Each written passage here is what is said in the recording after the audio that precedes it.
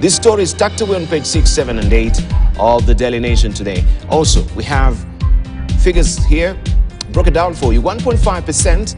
By end of 2022, Kenya had a labor force of 19.39 million, underlining a growth of 1.5% from the previous year. 2.97 million at the start of 2023, unemployment stood at 2.97 million, a 3% increase from a year earlier.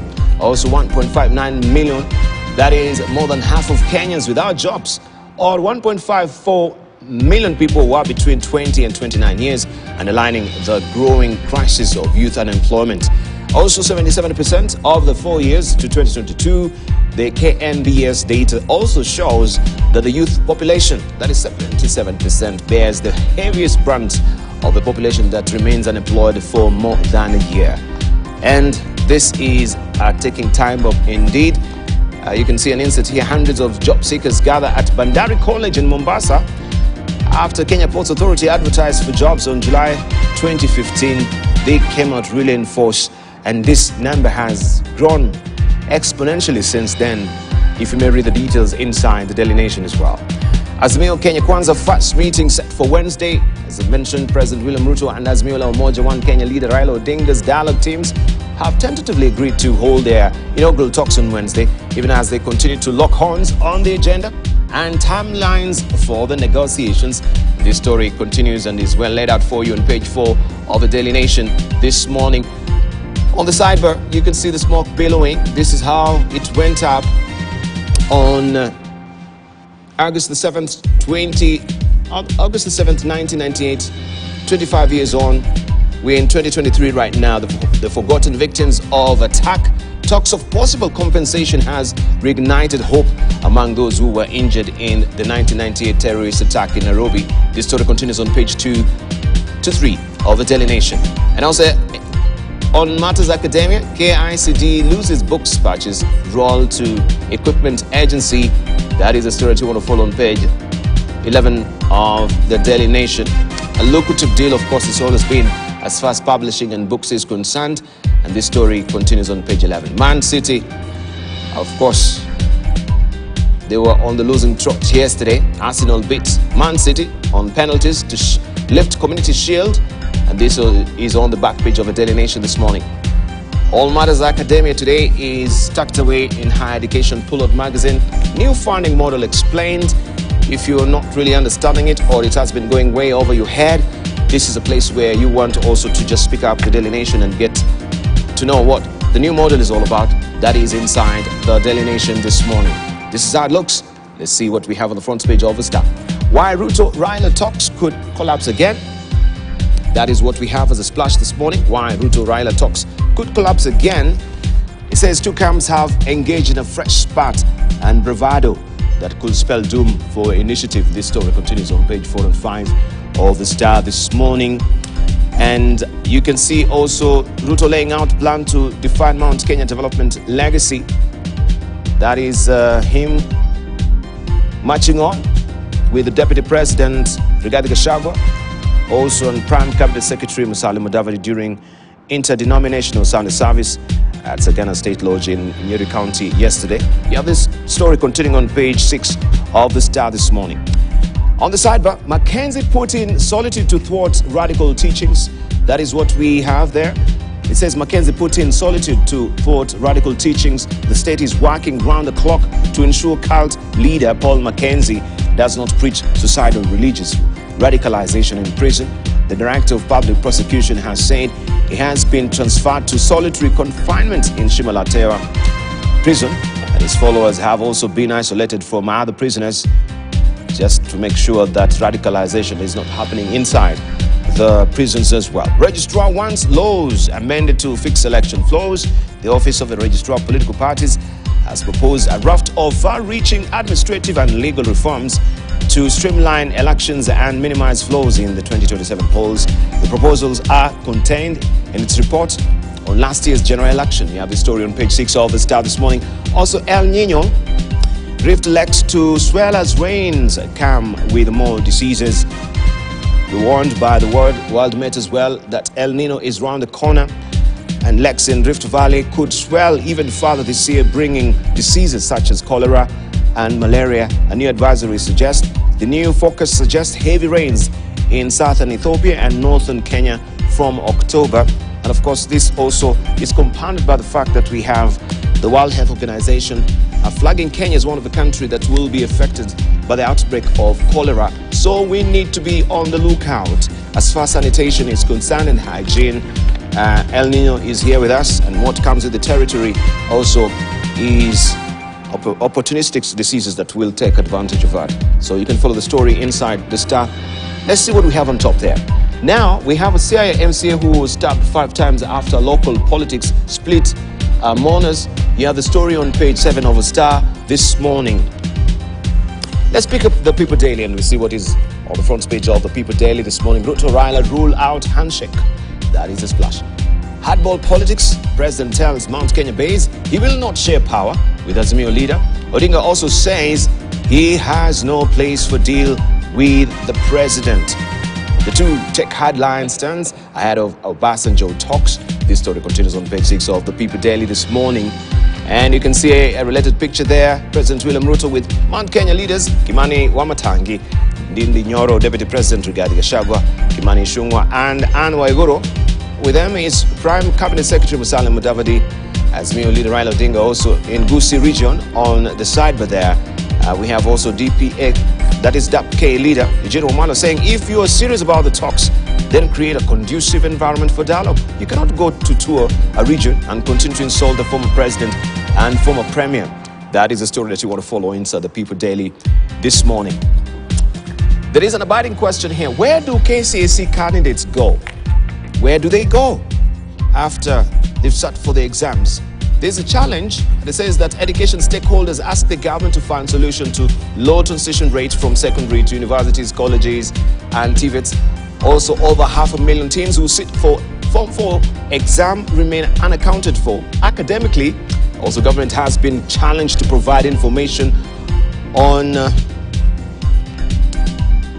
benefits of post-secondary education. I think there's a typo there, as you can see.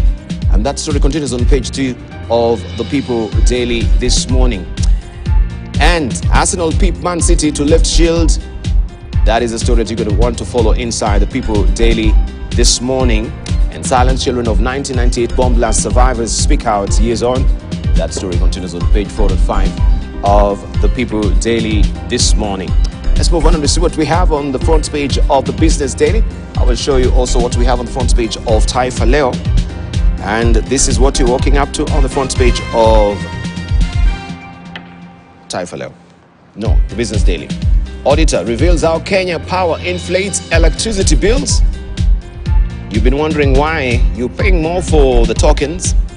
Then you have the answers being laid out here inside the Business Daily from the Auditor General. Consumer paying up to 20% for more power they did not use. Audit finds miscalculations of system losses. Will we be recompensated for this? That is the story. Kenya Power has been inflating electricity bills in what has seen consumers overcharged by up to 20% for power they did not use. The Auditor General has revealed in a shocking revelation before a parliamentary committee. Auditor General Nancy Gathungu said a forensic review of generation, transmission and distribution of electricity found bills do not match actual consumption, while extra charges loaded on the consumers by the utility are not traceable in the billing system. Almost 20% of the bill to consumer cannot be matched to the actual consumption. Neither can the distribution company attribute it to a specific consumer. That is a niggling worry. The people have been claiming that sometimes they get eye-popping figures as far as their charges are concerned. When they go to Kenya Power, it is being revised, and it seems they're working on hits and misses. It's estimation that they're using, and you can follow this story on page 2 of the Business Daily this morning. Also, small banks hit by liquidity crisis turn to CBK for rescue. Dozens of small banks have found themselves in a funding squeeze amid a sharp rise in interest, which has impacted the cost of money in the interbank market. That is the story that you want to follow inside the Business Daily this morning. Let's see what the ticker is holding for us here. Now, remember, the government has stopped the crushing of cane, and so that was to give a window to importers. Now we have the sugar barons who are importing 100 to 200 metric tons. The state locks out local millers. The state has locked out public and private sugar millers from importing sugar in what is likely to have well-connected sugar barons, or to hand well-connected sugar barons a new window to mint billions. Private businessmen will be allowed to bring in 100 to 200 metric tons of sugar during the 4-month window. This story continues on page 2. And banks cut entry-level salary to 50,000 in union deal. This is what you can follow on page 5 of the Business Daily. Safaricom expert salaries increased to 4.5 billion shillings. Safaricom spending on expatriate staff salaries rose 271.1% to 4.59 billion shillings in the year ending March, signaling a rise in the number of senior employees drawn from the network of its ultimate parent firm Vodafone Group PLC. The story continues on page 6 of the Business Daily this morning. Allow me to just cross over borders right now and head over to Tanzania. I'll come back and show you what we have on the front page of the Taifa Leo. There is a Bank of Tanzania which is, it says, acts over impact of dollar on fuel business. The dollar shortage also, they're bearing the brunt of it, and the Bank of Tanzania is actually now moving in. The story continues on page 2 of The Citizen, and also you have illustration there and the breakdown and of course figures of how that is adversely affecting the country. There is the pump on a mousetrap. Also, embassy charge react to Tanzania's abduction and the rival throng KIA. As Greece climbs in the ladder, you can follow the story inside The Citizen this morning if you're waking up in Tanzania. In Uganda also, there is a fight inside the Bank of Uganda. Inside the fight at Bank of Uganda is what is the splash this morning. And also on the throne is Lowero Kasana Diocese, which has gotten a new bishop who was ordained, who has been posted there. And you can see, of course, there he was welcomed there by the laity. All that happening in Uganda. How ex-UNBS boys walked into the sack. And also every Monday you have healthy living coming your way. Before the taking DNA test, what you should know. And government clears operations of near cancer center in the north. And you can also scan the QR code there for you to get the e-paper, the Daily Monitor happening in Uganda. Well, I'll be showing you the editorial cartoons that we do have as well, but for now I have my guest seated, ready to go on court this morning with Eden Canaan, who is a member of Parliament, Eldas, also joined by Senator of Kisii. This is Richard Onyonka, Dr. James Jikal, fresh from Seme, still smelling like Seme. Onyonka smelling like Kisii. And also we have Wilson Sosion. He's not from Bomet. He's smelling just like Nairobi. You can't disown me from Bomet. I am from Bomet and I was in Bomet over the weekend. You were in the Bomet over the weekend? Yeah. Mm-hmm. Oh, how was Bomet, by the way? Yeah, Bomet was wonderful. Friday I attended prize giving at my alma mater, the school that I attended and that which I taught last, Tenwek Boys High School, and done well over the years, and transiting 7 boys to medicine. 7 boys to medicine.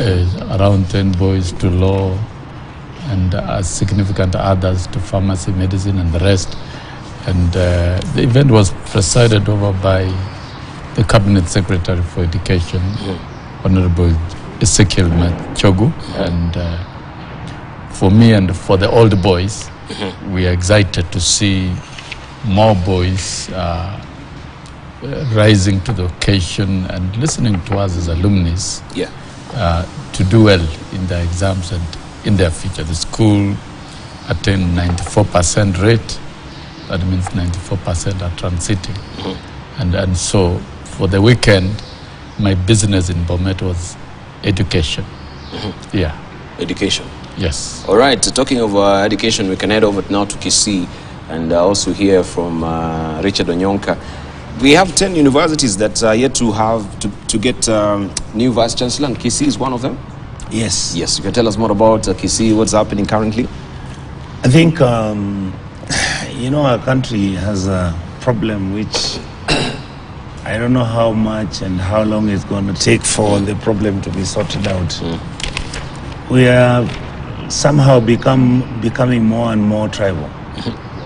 So what is happening right now is that even where individuals who are actually extremely qualified to get certain jobs, now other than considering their capacity and capability, the other issue is he our son of the soil, or is he from our clan, or is he from our relation?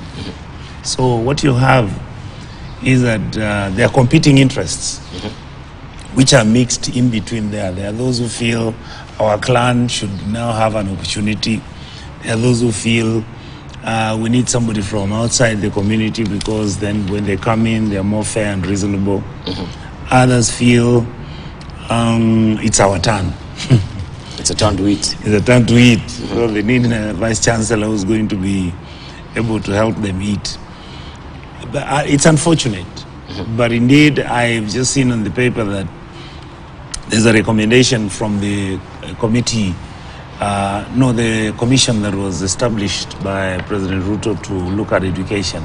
The Working Party. Yes, one of the recommendations they have made is that there needs to be a change on how we hire vice chancellors, deputy vice chancellors, and all the other staff at the universities. Because right now you go like in certain universities as we speak, from the vice chancellor all the way to the last person who's a cleaner.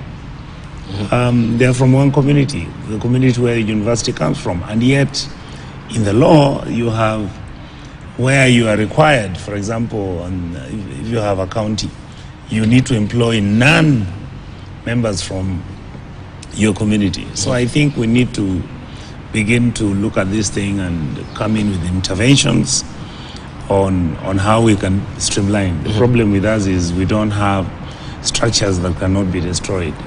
So we must continue to fine-tune. We have structures that cannot be destroyed. We have structures that can easily be destroyed. Can easily, be destroyed. Yes, and they are constantly being challenged with the existence of various interests.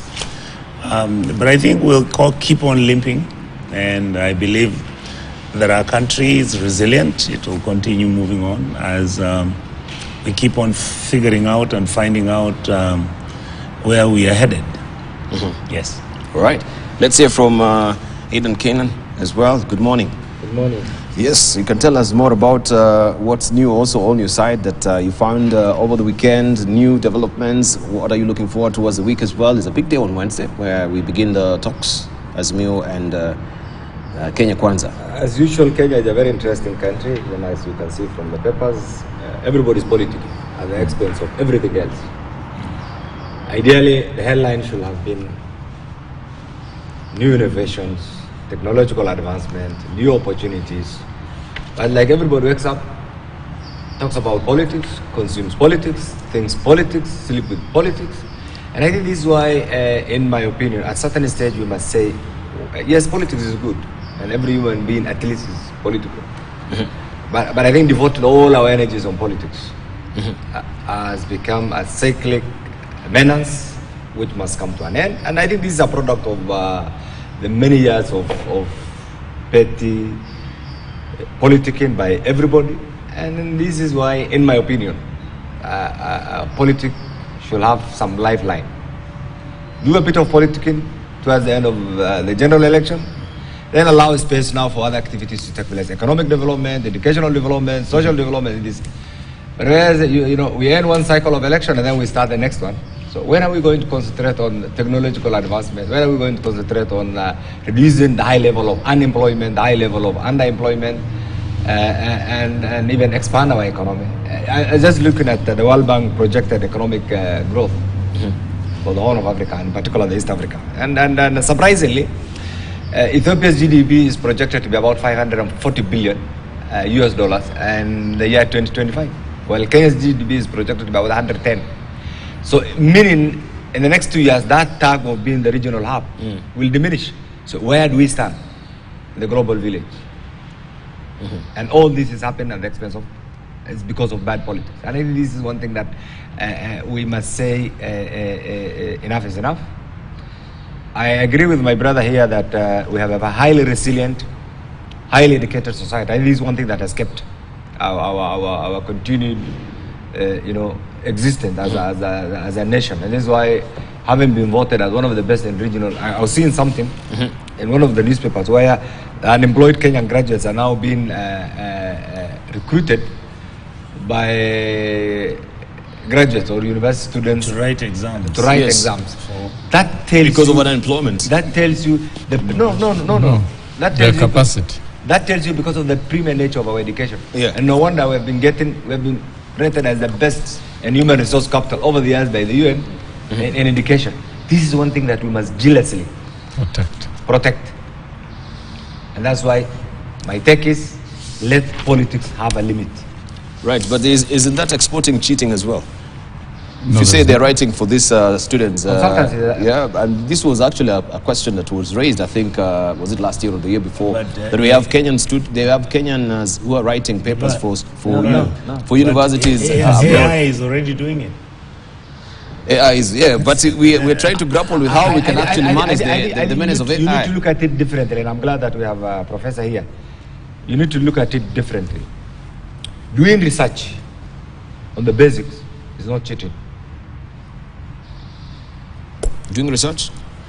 You have an assignment on a topical issue.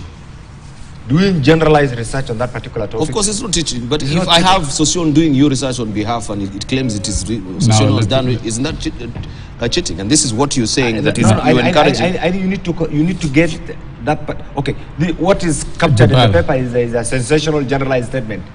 But doing research on a topic or sharing research topic is not cheating. If anything, it expands one horizon of thinking and makes you understand and appreciate, so that by the time you contextualize and conceive that particular idea, you do it from a more well-informed position. All right. That's why research is very important. Allow me to just rope in Dr. James Nyikal to weigh in as well, to just tell us more about Simon. Haven't heard his voice, so that we can come to you, the Matters Academia Sosion. As you're saying, I'm smelling fresh from salmon. Yes. I was there over the weekend. Give us part of the fish. You can smell When you fish come here, we like expect you to, that. at That least. would be nice. What struck me is one thing that, again, it's been mentioned here, is we are going to have a problem with students that are getting to universities. The new funding arrangement has literally raised the levels. And I can tell you, for the 3 days I was there, every day I was receiving 10 to 15 parents who come and swear, I cannot afford this, what are we going to do? And I looked at what we have in bursary for CDF, I don't see we can afford it, so I actually got worried. I always see this every time that the university is open, parents come. But the numbers I've seen this time, either people's income or level of surviving is so low, but there's a large number of people who will not afford to pay fees for their university children, the children who are getting university entrance. And I've not gone into the details of the new funding, what it means at a personal level. What does it mean? And I think as Parliament, we have to look at it. It may have been a good thing, but when it hits the ground, we now have to see how are people going to cope. Are we going to have a lot of children who are not going to get what they have actually achieved to get into university? That worried me. The other thing that worried me is I also got a lot of teachers from primary heads of primary schools and the chairs of their board of management, and they're worrying about the transition we're having. What they were looking for is classrooms, because the junior secondary, which is now, the program we have now is one whole thing from early childhood up to grade 9, which is now the junior school. They need classrooms.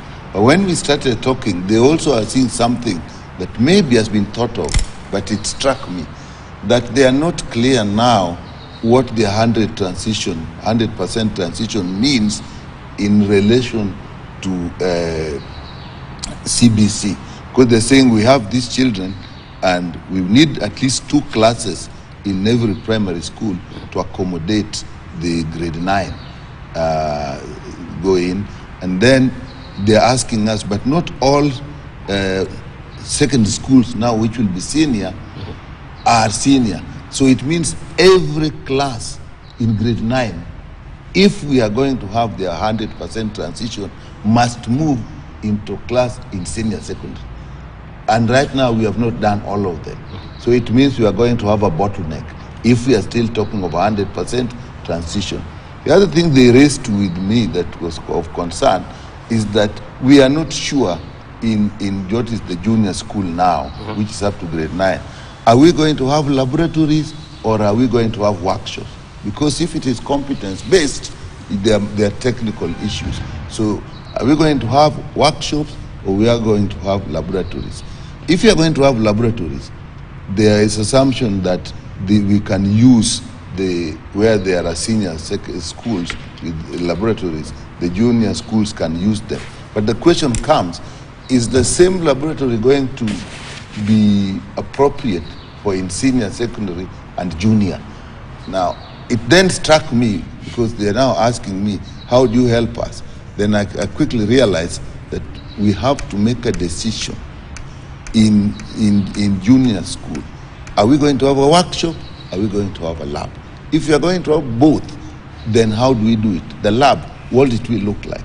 So I saw an element of policy issue there that we are actually going to look, I think as members of parliament, we have to look at it very carefully, these policies. We have CBC, we have 100% transition, we are changing the structure, and are we going to have enough funds to do the workshops and to do the laboratories? So even if you have the 100% transition to secondary, where do they go after? Yeah, where do they go? That's a probing question. Thank you. Where do they? Let's hear from Sosion briefly. But there's something I wanted to weigh in. Bright kids, smart Kenyans who are writing theses for others, there are 2 issues there that we must look at. Actually 3. 1 is unemployment. 2, we have worked hard and created smart people. 3, the ethos of it. The ethos of it. If you are a PhD person and somebody else wrote your thesis, the way I know, I've been teaching at a university, can you really come and defend it effectively? Because what I've realized, when you are being grilled for a thesis, you actually go into details that if you actually didn't write the document, if you actually were not involved in doing the actual research work, you can employ research staff to do the research for you, but you must be the person interpreting, putting it in. If other people do it, I think we must now start thinking, what message are we passing? Thank you. The people who are going to be PhDs, are they real PhDs?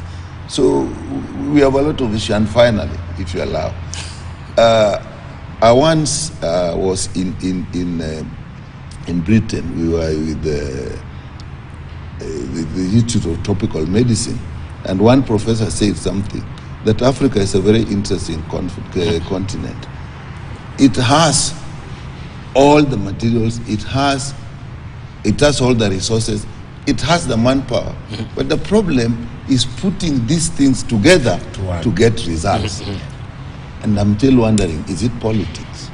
That's all I wanted to say. Is it politics? Politics the problem. Politics that is stopping us Yes. from putting the resources, the human resources, the material resources, Okay. to produce results. We wanted to hear from from politics in Africa has become the art of causing confusion and promoting more confusion so that things don't work well. That is a problem that we have.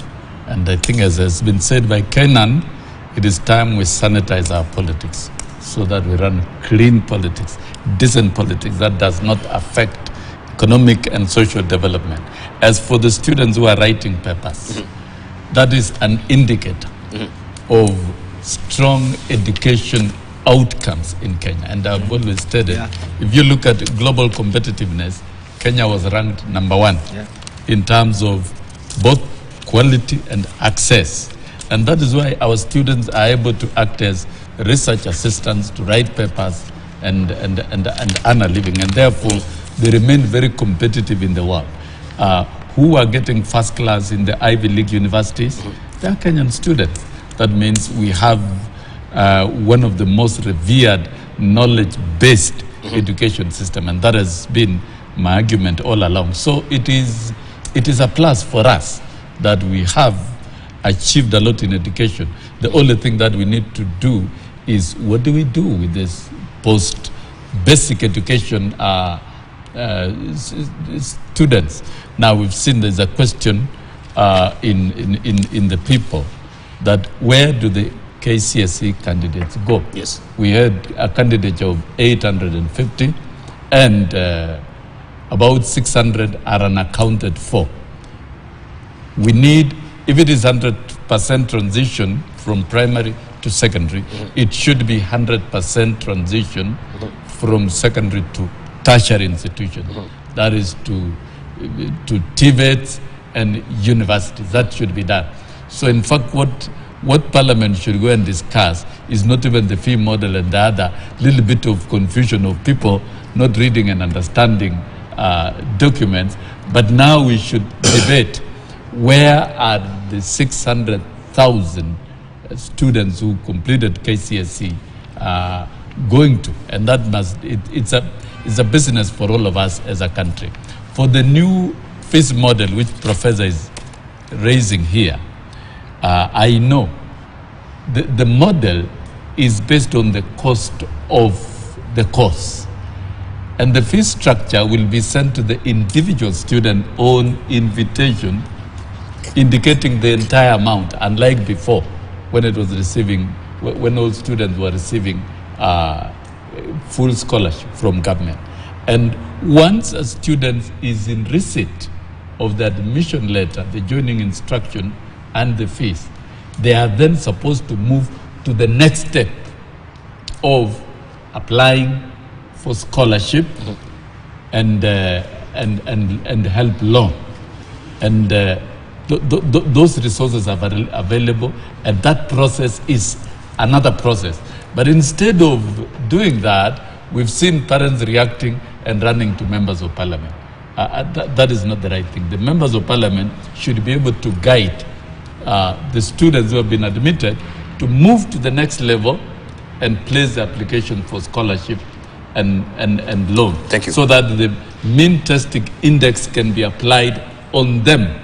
The residual number of students who will not be sponsored, it means they are the Professor Nyikals, the average families, those who can pay will then be required to pay. That is how the model works, and it's classified, and it's worked in such a manner that is going to capture students. So parents do not need to raise any alarm because they've seen a structure of huge fees being paid. It is actually the actual cost being placed on the student so that the other process can start. Thank you. And of course, there are very many financing models. Other than the scholarship, that will cover about 45,000 of the students in full. Thank you. And of course, you can see the classification and how it's done. Right. There are the financials that will have to come in, like the CDF and other funding. And it can only happen when the first phase has been done. Thank you. The bell has tolled for you, Sossion. Yeah. I know if you don't hear the bell, then you will not stop. I would like to have listened to my brother talk. One of the reasons why in America, what is called Obamacare, why the Republicans and everybody was actually challenging it and making a lot of noise about it, even when everybody talked about it being a wonderful idea, which had never happened in the US for 60 years. Honestly, Honorable Sossion, the way you have described that thing is completely impossible to be understood by anybody, including me. And I'm well educated and I'm an MP, I've been here for a while. When policy is made too complex, the public loses confidence in that policy. When the policy is very simple and easily understood, the public goes along with it. What actually our people are saying is this: Can the government simply look at us and say, the child who's going to university is going to pay this amount of money during the first semester, the second semester, the third semester? Whether this child, you want to rationalize it. I saw that you're looking at children who are to be need by need case basis. You know that stuff doesn't work. We've been members of parliament. We were given that opportunity. I can tell you, my brother Susion, all that happened in my constituency, and I think that's why Dibala, I stayed so long, I was being voted for. I went pro rata. Whether you are rich, whether you are poor, whether you have a job, whether you don't. Everybody believes that is a grant. That is their money they're getting back. So this rationalization that, oh, we are going to look for poor kids, and these poor kids, we then look for one who has one parent, that's nonsense. Out here, the reality is the government, I expected, to be very clear that once you go to university, you are entitled to this money from the national government, if it is a grant or if it's a scholarship. And why do we give you a scholarship? This is the grade you achieve. Pro rata, we'll consider you. Number two, once you've got yourself into the university, there's something called help. You can actually go and borrow 100% of the money you want because you are from a very poor family, or 50% because your parents can pay half, and the other half can be paid by the government. That is what I expected. Yes. All right.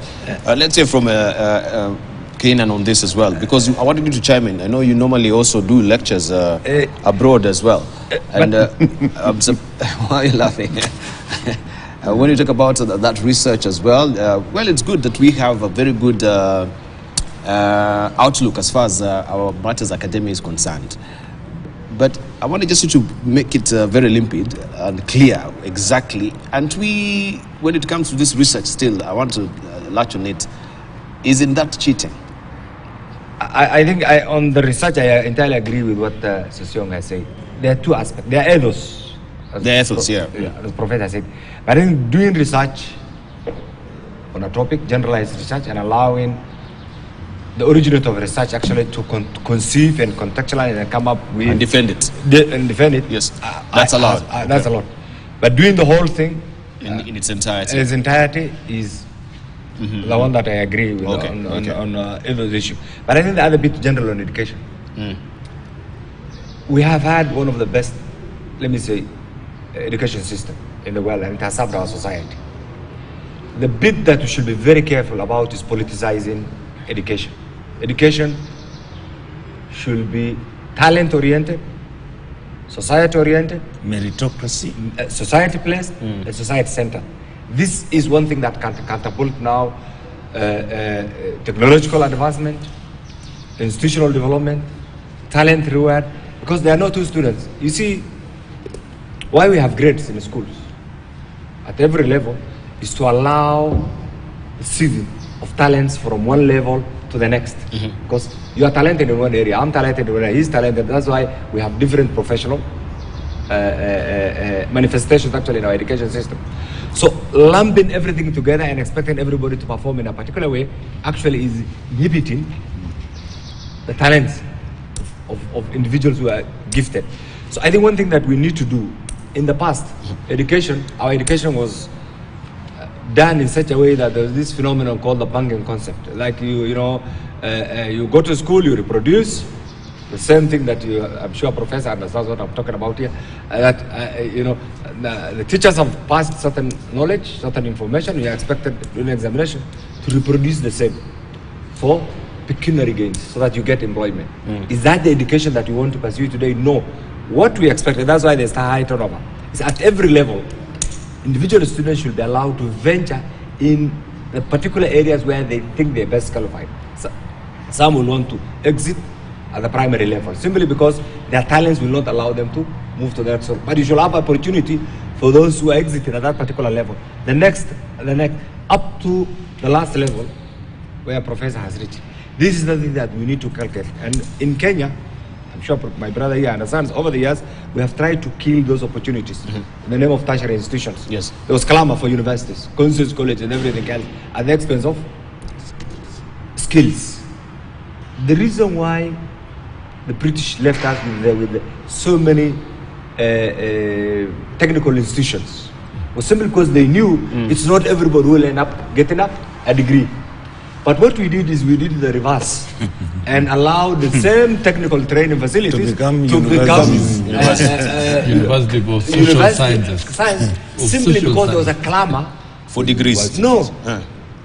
By our tribal leaders, you need to have a Kisi Conscience College, you need to have Wajir Conscience College. Which they're lacking You a need to have chancellor right now. Without really taking into account the substance of, that we employ our that. locals. This is one thing that has had a serious effect on our education. And I'm glad that there's a debate. The debate itself is healthy. What we should allow is some sort of transitional implementation. It's not a one-day thing. Let the debate go on. Let's get more ideas. Let's redefine it. And ultimately, we will have the best. First, we will protect. We have a very good education system. We will protect our education system. And two, we will allow the infusion of better, more technological, and the world is going towards that direction, technology. Yes. That's why the first time we'll have our first, what do you call it, the one that The open university. Open university. Yeah. That is the route that we're headed. And Kenya, being a global leader in education, should be a pioneer, not only in Africa, in the whole world, in that particular field. And I think this one debate that the professionals, the bit that my final take is this: education, the politicians can do lobbying on funding, on legislation, on other generalized issues. But when it comes to the nitty-gritty, we have experts on curriculum development. Experts on curriculum development. And those are the people who are vested in amplifying, in looking at the different aspects of our curriculum and say, this fits the science students, this fits social science students. That is the route that we are supposed to take. And that's why I'm glad that we have had some of the best actually curriculum developers. You know, that's one area that we also export to the world. We have had some of the best curriculum developers actually in Africa. That is an area that we need to enrich so that the curriculum that they develop is one that meets the job market. Ultimately, one of the things that we need to do, why people are now after school, what do? You need to get a job. The education that you get in class must be in tandem with the job market. That's why the other day I said here, I don't know where I said, in Europe or in UK, every 2 years, there is an annual congregation on curriculum development, debate on curriculum development. What are they discussing? To look at the relevance of the curriculum they are pursuing. To be in tandem with what's happening in the society. What has happened in the society. And Yes. that Kenya should be part of that Okay. change. Right. Also, when you're talking about turning out these universities or maybe the TVETs in our counties as well, we have Tambach Teachers College, and I think they're mulling over to turn it into a university. Do you think Tambach Teachers College should be a university or it should just I remain as think a I teachers should college? invite all Kenyans to read the Presidential Working Party report. It's one of the best reports that is going to turn around education in the country. And the president has said very seriously that it is going to be implemented. And we cannot be doing that when some Kenyans do not understand they want universities here. And there is also a provision for universities to match within the report so that they become sustainable. It's going to solve what Honorable Nyonga was raising, even appointment of vice chancellors. You will be appointed a vice chancellor if that policy is adopted, and you will never be a vice chancellor in your home county. These are some of the reform measures being undertaken, and if you look at the details of the Presidential Working Party, there are extensive recommendations about the university management, university funding, and university growth. There are great details about strengthening the mid-level colleges, which Hon Kainan is talking about. That's what has changed Germany. We need to bring back our skill-based mid-level institution, particularly the TVETs, even the funding model of the TVETs.